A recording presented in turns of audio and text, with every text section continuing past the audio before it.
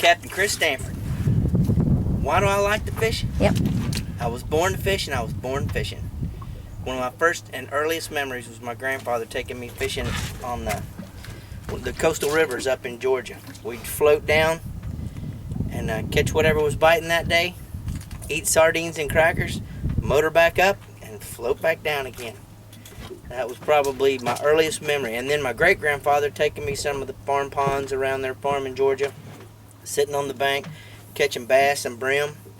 And then as I grew up, it just was a natural passion. I fished everywhere I could fish. The Kissimmee River, Lake Okeechobee, the beaches and the river in Fort Pierce, St. Lucie River. Then when I joined the Navy, I fished all up and down the east coast of Florida and Georgia. I fished deep sea in California and around Cuba when I was...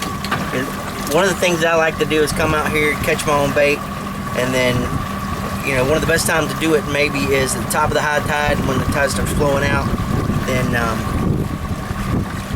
you know, your chum runs across the flats, attracts more fish, and then that's usually the time when the bite will start kicking on. Not at the very top of the high tide, but after it really starts moving out. So now we're going to go up and around the mangroves here and use some pinfish and some scaled sardines, try to catch a redfish and some trout and snook.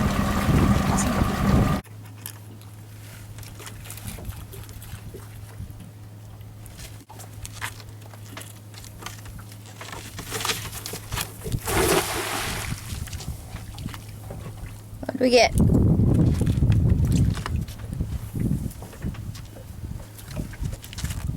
We may have to Photoshop some fish in there.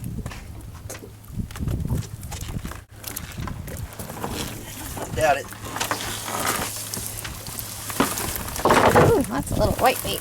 Yeah, Awesome. we get scaled sardines and pinfish. That's pretty cool. A lot of them get gilled up. Got my drag.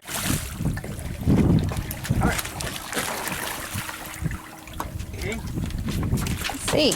Look at that, ladies and gentlemen. A beautiful Pine Island Sound redfish. That's a beauty. He was hooked right in the corner of the mouth. He wasn't going nowhere. Yep. And that's a baby one.